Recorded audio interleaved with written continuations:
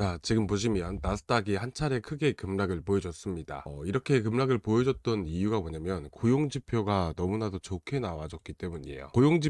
고용지표가 좋게 나온다는 것은 그만큼 현재 고용 상태가 양호한 상태라는 것을 의미할 수가 있는 것이겠죠. 특히나 현재 6월 달에 월드컵을 앞두고 있는 상황들이고 월드컵 준비를 위해서 고용이 정말 탄탄하게 잘 받쳐주고 있다는 것을 우리가 또 예상을 해볼 수가 있는 부분들입니다. 근데 왜 이렇게 고용지표가 잘 나왔는데 이렇게 나스닥 같은 경우 미국 증시 같은 경우에는 왜 이렇게 하락이 나오는지 그 이유에 대해서는 첫 번째 시간에 말씀을 드릴 거고요. 당연히 이 현재 비트코인이 조금 아주 약간 좀 반등을 보여주고 있는데 과연 암호화폐 시장에는 또 어떤 영향을 미칠 수 있는지까지 제가 오늘 분석해서 올려드리도록 하겠습니다. 그리고 현재 월드코인에 대한 악재가 좀 나왔습니다. 월드코인에 대해서 어떻게 대응을 하면 좋을지까지 좀 이어서 말씀을 드릴 건데 일단은 중요한 거는 시장이 가장 중요합니다. 시장이 정말 중요한 부분들이 있기 때문에 시장에 대한 설명부터 먼저 말씀을 드릴 거고요.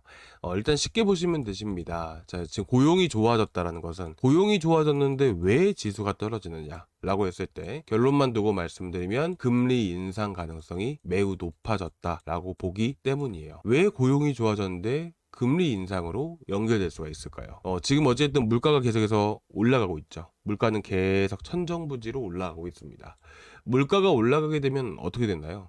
물가가 올라가게 되면 당연히 소비가 많이 줄어드는 경향이 상당히 강합니다. 예를 들어서 지금 치킨 값이 2만 원인데 2만 원대가 나오죠.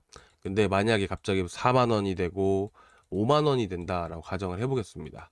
자, 이렇게 되면 어떻게 될까요? 이렇게 되면 당연히 소비가 많이 줄어들겠죠. 마찬가지예요. 물가가 올라가게 되면 전체적으로 봤을 때 쉽게 말씀을 드려서 이렇다는 거예요. 물가가 올라가게 되면 소비가 둔화가 됩니다. 소비가 둔화되면 어떻게 될까요? 기업들에 대한 매출이 많이 줄어들 수밖에 없겠죠. 기업들에 대한 매출이 많이 줄어들게 되고 한 기업뿐만 아니라 전체적인 사회 전체적으로 영향을 미치는 부분이기 때문에 우리가 이게 확장이 되면 될수록 경기 둔화가 된다라고 얘기를 하는 거예요. 그렇다 보니까 어떻게 됩니까? 시장이 전체적으로 죽어가는 흐름들이 나옵니다.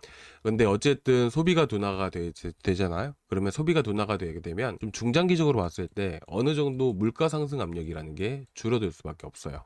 왜 그러냐면 예를 들어서 2017년도 같은 경우에는 어떤 일이 발생을 했냐면요. 2017년도, 2018년도에도 반도체 붐이 한 차례 찾아왔습니다. 그 당시에도 마찬가지로 D램 가격이 정말 많이 올라갔었는데 그 D램에 대한 수요 자체가 많이 늘어나다 보니까 이렇게 공장에서 많이 찍어내기 시작을 했어요. 그렇다 보니까 D램 자체가 이제 그 이후로 계약이 취소되는 경우도 많이 있었었고, 그 때문에 D램의 재고 자체가 엄청나게 많이 늘어났습니다. 그렇다 보니까 이 재고를 가만히 놔둘 수는 없을 거 아니에요. 그렇다 보니까 그 재고, D램의 가격을 어떻게 보면 싸게 팔아서라도 재고를 빠르게 소진을 시켰어요. 그때 당시가 이때였습니다. 8년 전이죠.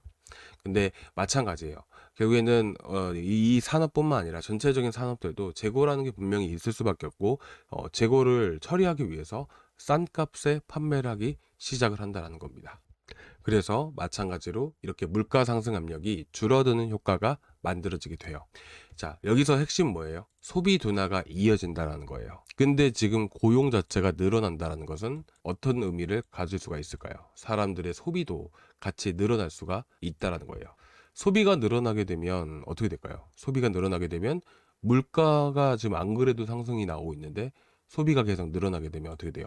물가도 덩달아서 올라갈 수밖에 없지 않을까요? 그렇죠? 그렇기 때문에 금리 인하를 할 수가 있어요. 여기서 금리 인하를 해버리면 물가는 더 많이 오르는데요. 그렇다 보니까 어떻게 돼요? 금리 인하를 할 수가 없는 거예요. 그러면 금리 인하를 하게 되면 물가가 올라가는 효과가 만들어지기 때문에 금리 인상 가능성에 무게가 더 실릴 수밖에 없는 겁니다. 그래서 지금 어찌 보면 미국 증시가 그래서 갑작스럽게 5% 넘게 빠졌던 부분들이고요. 국내 증시 같은 경우에는 야간 선물 시장에서 8% 정도 빠졌더라고요. 그렇죠? 그래서 지금 어쨌든 이런 악재가 갑자기 나오다 보니까 현재 비트코인 같은 경우도 그래도 다행히도 이런 지지 라인에 걸쳐져 있는 상황이죠. 근데 만약에 월요일날 또 들어섰을 때, 월요일날, 화요일날, 수요일날 왔을 때 미국 증시가 한 차례 더 떨어지게 되면 어떻게 될까요? 당연히 비트코인 같은 경우도 그렇고 알트코인들도 전체적으로 또 추가적인 하락 가능성이 높지 않을까요? 그래서 우리는 현재 어찌됐든 간에 알트들을 지금 당장에 지금 비트코인이나 이더리움이나 뭐 리플이나 솔라나가 바닥을 보이고 있는 상황이라고 보일 수는 있겠지만 한 차례 더 떨어질 가능성 또한 있기 때문에 우리가 항상 주의해서 볼 필요가 있습니다. 그래서 지금은 단타를 하시더라도 이제 다음 주까지는 지켜보시면서 쉬어가시는 방향을 잡고 보셨으면 좋겠고요. 그리고 지금 아서에이즈가 월드코인을 전량 매도했다라는 소식이 들려왔습니다.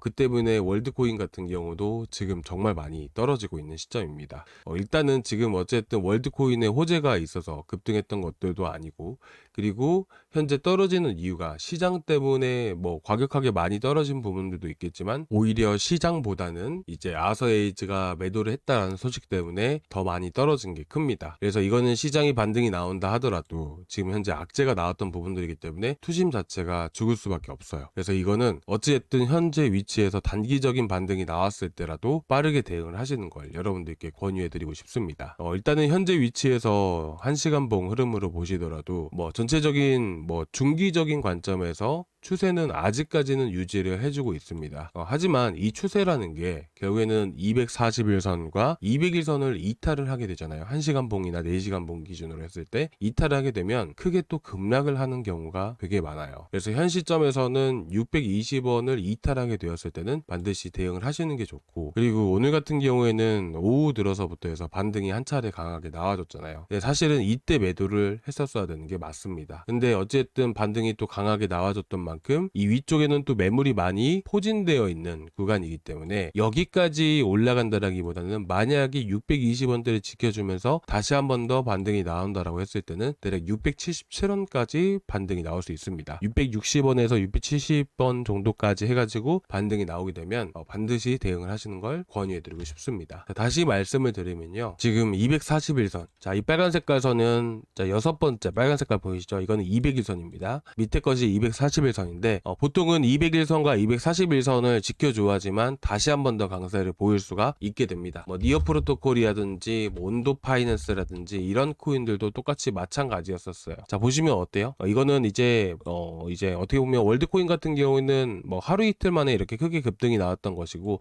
니어 프로토콜은 며칠 몇 날을 지지를 해주면서 계속 상승 추세를 보여줬던 부분들이기 때문에 이 코인 같은 경우에는 4시간 봉으로 보는 게 좋습니다. 그리고 4시간 봉으로 보셨을 때도 상승 추세가 시작된 전부터 해서 241선 구간들이 이탈했나요? 이탈을 하지 않았었죠. 그리고 1시간 봉을 흐름으로 보시더라도 한 번의 상승 추세가 시작된 위치부터 해서는 241선을 전혀 이탈하지 않고 계속 우상향에 갔습니다. 결국에는 하락은 241선, 201선 구간들이 이탈하면서 하락이 나와줬다는 부분들이에요. 그래서 우리는 월드코인 같은 경우는 어떻게 해야 될까요? 현 위치에서 620원짜리 이탈하게 되면 반드시 대응을 하시는 걸 권유해드리고 싶고요. 현재 위치에서 반등이 나왔을 때는 어쨌든 위쪽에도 한 차례 오늘 반등 나오면서 거래가 실린 흔적을 우리가 볼 수 있는 부분이기 때문에 반등이 나왔을 때 660원에서 670원 정도까지는 그래도 보수적으로 잡아도 여기까지는 반등이 나올 겁니다. 그러면 이 구간에 맞춰서 우리가 또 대응을 할 필요가 있어요. 아시겠죠? 620원짜리 이탈하면 전량 매도 견드리고 반등 나왔을 때는 660원에서 670원 사이들 이 자리에서 대응을 하시는 걸 여러분들께 권유해드리고 싶습니다. 혹시나 대응이 좀 어렵다라고 하시면 언제든지 구독자방에 말씀을 해주시고, 저희 구독자방은 여기 고정 댓글란에 링크 타고 들어오시면 됩니다. 이 링크를 클릭을 하시면 이 페이지가 나오게 되고요. 여기서 실시간 소통방 입장 눌러주시고 제출 버튼까지 눌러주시면 제가 바로바로 초대를 해드리겠습니다.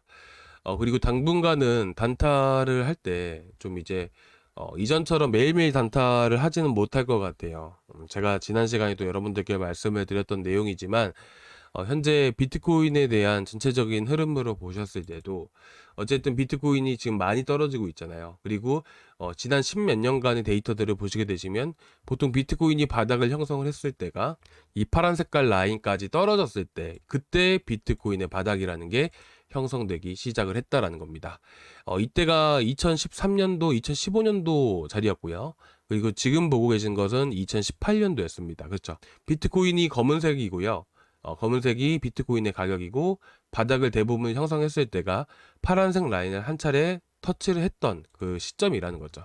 그리고 2022년도, 2023년도도 마찬가지잖아요. 그렇죠? 그러면 한 차례 여기까지 떨어질 수 있지 않을까요? 그리고 지금 보시면 자 2000 언제죠? 2026년도 이번에도 마찬가지로 어떻습니까? 아직까지 파란색 가격에 닿지가 않았습니다. 이 파란색 가격은 현재 6월 5일 기준으로 했을 때 42.9K예요. 42.9K면 현재 위치부터 대략 30% 떨어진 위치인데 이 30% 떨어진 위치가 말도 안 되게 6,500만 원까지 이 구간에 이렇게 형성이 됩니다.